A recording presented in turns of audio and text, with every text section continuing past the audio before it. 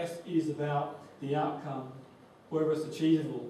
Now that's an important point. People say, well, what's realistic and what's not realistic? Well, who knows? All things are possible, I guess, in life. Yet we've got to gauge what we think is possible for us. On one hand, we don't want to overwhelm ourselves. On the other hand, we don't want to underachieve. So if you set a target of running a marathon, if you've never run a marathon before, and there was a marathon coming up in a month's time, then that might be a little bit of a stretch, really. If you said in 6 months' time to a year's time, then that might be feasible and plausible to do that. I think that realism is a powerful word, because if we sort of live in that comfort zone, then we might not do anything. Yet, if we stretch ourselves, we might overwhelm ourselves. So maybe giving ourselves a bit of a balance. And for me, the gauge is sometimes finding someone who's done what you want to do. So if you want to start a new business, maybe finding someone who has a similar business that you want. Okay? If you want to run a marathon, it might be finding someone who's done one before and learning from them, really. If they can do it, then you can do it too. Because if one person can do one thing, then so can someone else. And that's the key, really, whether the outcome is achievable. The E is important too, and that's, well, how will you know when you've achieved the outcome? How will you know when you've achieved the outcome? And whenever I do goal setting and I work with people in business, the first thing they tell me is they've got goal fatigue. They write things down. And the E is where I'm going to shortly let you experience what it will be like having the goal. Actually feeling and seeing and being in that situation where you've got the goal. So if you could have that goal now, what would it be like? And get a feeling for it. And it's amazing how many people like the idea of achieving something. Yeah, they want to be a professional footballer because it looks great from the outside. You might drive a fast car, live in a posh house, and they, a glamorous model. But the reality is, maybe it doesn't quite work that way when they get into that environment. They realise a lot of hard work, a lot of hard training, and maybe it's only a few percent of people who live in that situation. Now, the key here is getting a feeling for what it would be like to have that. So, if you could kindly decide what your outcome is, I want you to just close your eyes briefly for half a minute and get a feeling for what it would be like to have whatever it is that you want. Okay, so if you could have anything that you wrote down there, what would it be like? What would you see? Okay, so it might be even down to the clothes you'll be wearing and the people around you'll be wearing, any colours, any feelings you'll have and where the feelings are.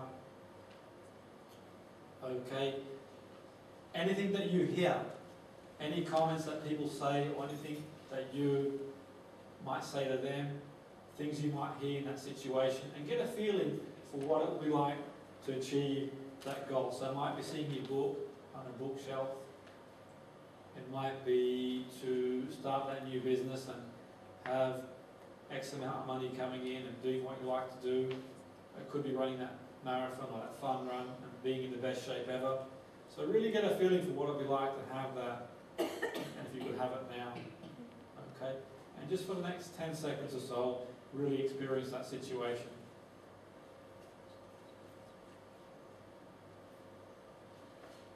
Okay, and now just gradually come back into here and now. If you want to come back, you don't have to come back if you don't want. Okay, so we just gradually come back, and that makes it real, that makes it powerful. That makes it reality, really. And I think one or two things can happen there. You can decide, okay, actually I do want to go for it, it was compelling to me, or ultimately you say, well, I'm not so sure it's what I want. Now, the final part of this technique is the ecology, which is the consequences of having the goal. Okay, so if you could have that goal that you want, what would the consequences of having the goal be?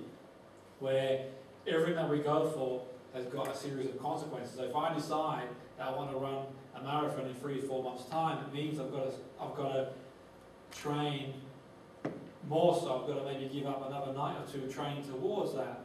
And that's obviously going to come with a price in other areas of my life. Now, the key thing is here, in anything we do, it's a balancing act, really. It's about the consequences. And I think that it's at that point there we decide whether what we want is for us.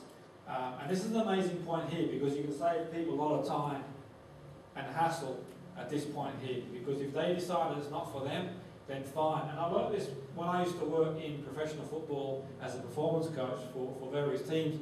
I used to take in work experience students with me. I used to show them the ropes and see what it would like to be a coach. They'd come in and think this is what it's like to work in football, that whatever they saw on TV, whatever they've been told, give them a role within the environment and come in here and it's okay, you've got a week to shadow me and work with me and see what you think at the end of the week. And it comes from university and all the rest of it. And on several occasions, at the end of the week, they decide, actually, I'm not quite sure this is for me.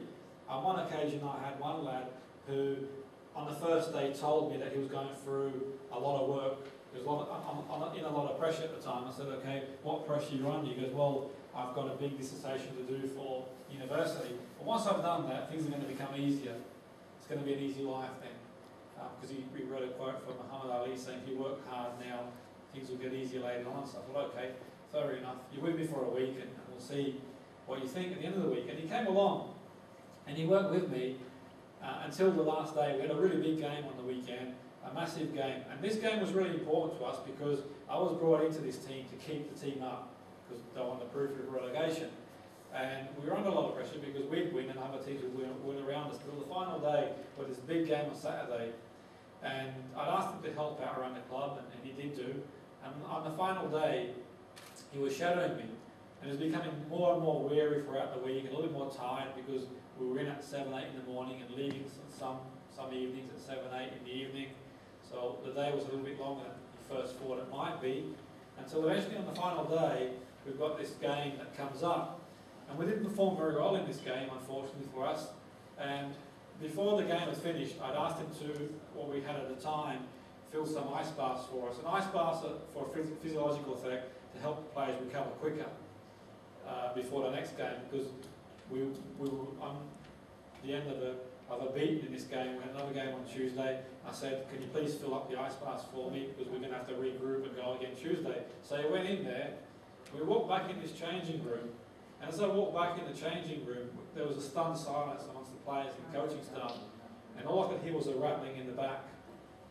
And as the back door was rattling, the manager walks to the back door and flings the door open and says, who in the world is in there? And as he comes out, you know, with a face that's as bright red as a beacon, he was trying to get his way out of the dressing room until the manager said, no, you're sitting there, and the players obviously got talking to for getting beaten the game. And afterwards I said to him, well, how's your experience been? Can you come back in tomorrow to do some swimming with the players? He said, you know what, I'll see. So I phoned him up later in the evening and said, you know what, I don't think this football, my life is for me. I'm actually going to get into teaching now.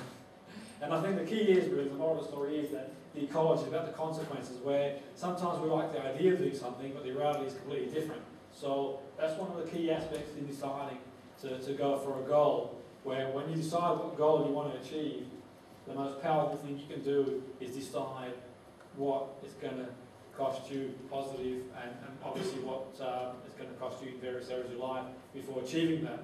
Okay, so